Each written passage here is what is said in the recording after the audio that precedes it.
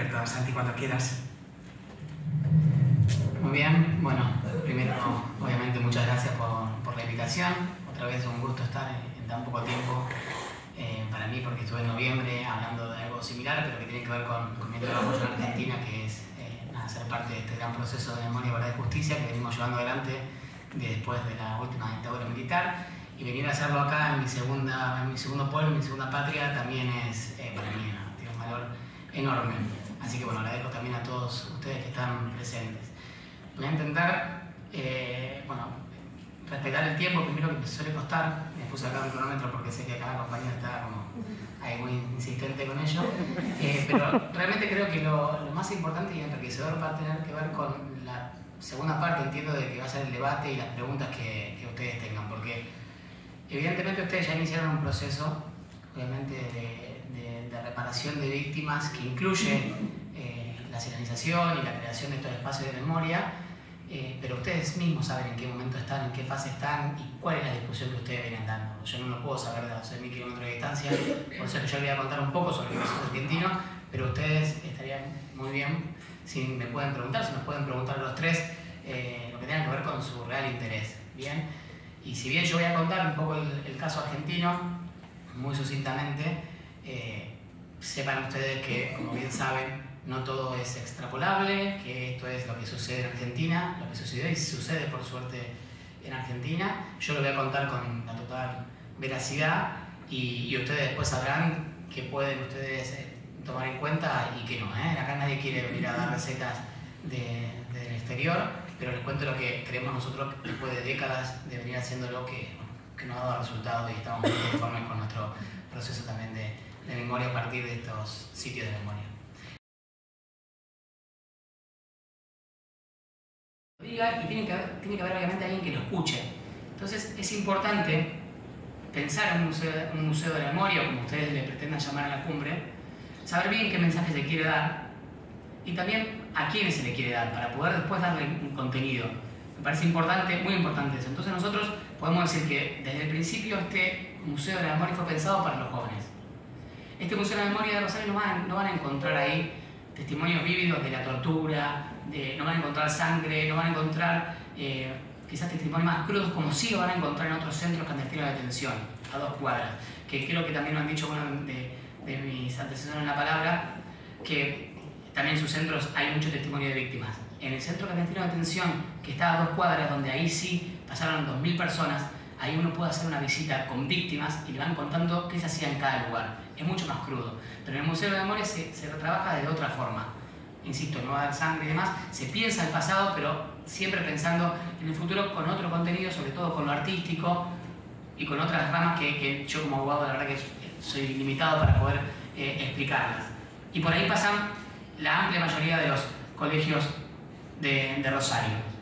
Tienen núcleos dilemáticos que lo que sí siempre aparece es la cuestión de la apropiación de los nietos y las nietas, la desaparición, la construcción de estos centros clandestinos de detención como tecnología de poder. Siempre aparece el valor de la memoria, del debate, de la conversación, pero casi siempre a partir de obras artísticas. ¿Bien? Por ejemplo, para que sepan algo muy lindo, hay una reconstrucción de como una especie de puzzle de los nietos que faltan.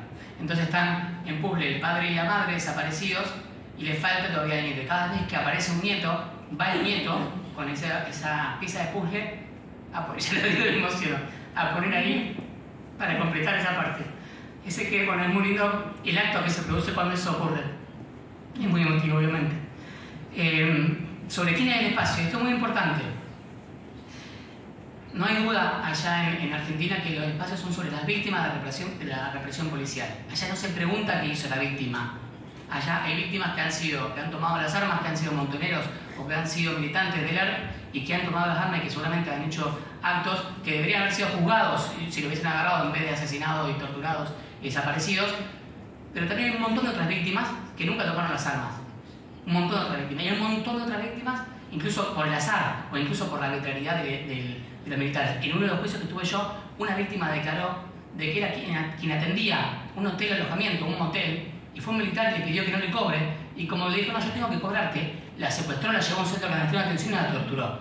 Por haberle dicho que no le iba a dejar gratis entrar 20 minutos con una mujer a adentro. O sea, para que se den cuenta de lo que fue el genocidio argentino. Todo. Entonces nosotros no preguntamos quién es. Es una víctima de la represión. Si hubiera hecho algo que hubo, claramente lo hubiesen juzgado. Pero para nosotros, en esos centros de memoria, todas las víctimas son iguales y nadie pregunta quién es la víctima. Sí se pregunta mucho y se trabaja mucho en el mensaje de qué mundo querían esas víctimas, por qué se lo mató.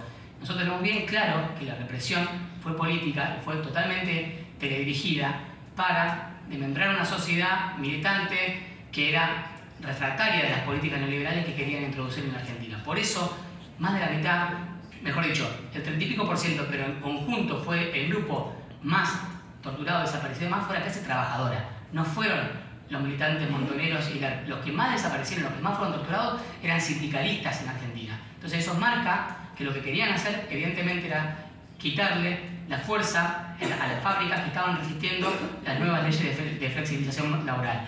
Ya termino. Entonces, ya terminé con eso, me queda solamente la gestión. ¿Quién gestiona? Y termino con esto. Lo que se propuso al principio era que no dependiera del Ejecutivo. Por eso se crea en el Consejo de la Ciudad de Rosario, en un ayuntamiento, en un colegio legislativo donde hay diferentes partidos. Ahí lo que se hizo fue, se creó una comisión pro Museo de la Memoria que tomó como ejemplo la UNESCO, pero que siempre buscó la no dependencia del Ejecutivo y también el aporte de los organismos de derechos humanos. La comisión directiva, ¿cómo se elige? Esto es importante.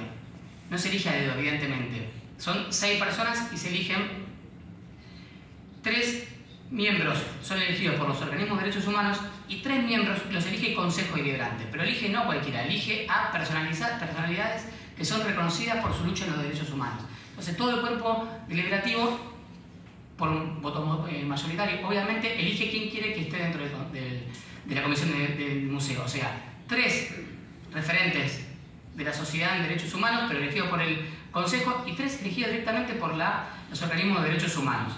En la elección del director es diferente. La elección del director es por concurso y ahí sí participa el Ejecutivo. En la elección del director hay 2 representantes del organismo de derechos humanos, 2 del Consejo también y 2 del Ejecutivo, que son el secretario de Cultura, que es donde se radica el Museo de la Memoria, y el director de la carrera de Museología. Entre ellos, entre los 6, eligen quién va a ser el director por los próximos años. Y termino con esto. El museo está radicado, como recién les dije, en la Secretaría de Cultura de la Municipalidad de Rosario.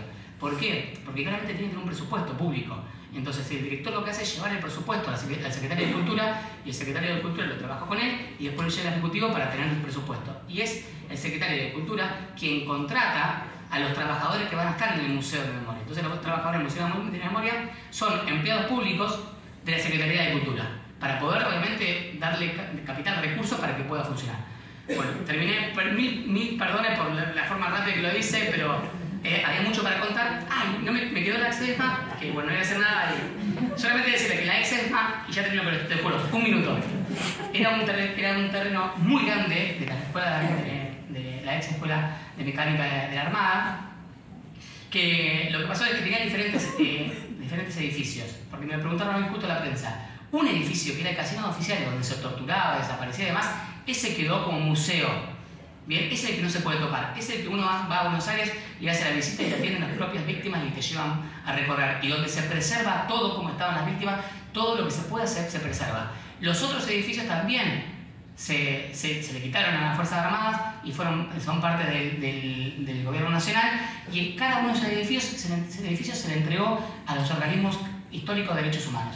Un edificio para los hijos, un edificio para las madres, un edificio para las abuelas, edificios enteros para las abuelas, uno para la Secretaría de Derechos Humanos donde trabajo yo, más allá de Rosario, y otro para el Centro Cultural Arnaldo Conti. Todos esos, y que sabemos que se me escapa, junto a lo que es el museo, forman la ex-ESMA. Y nada, pero para que vean también, insisto, y termino con esto, la incidencia de la sociedad civil en este gran proceso de memoria, verdad y justicia que tenemos en Argentina. Ahora sí, muchas gracias, perdón compañero.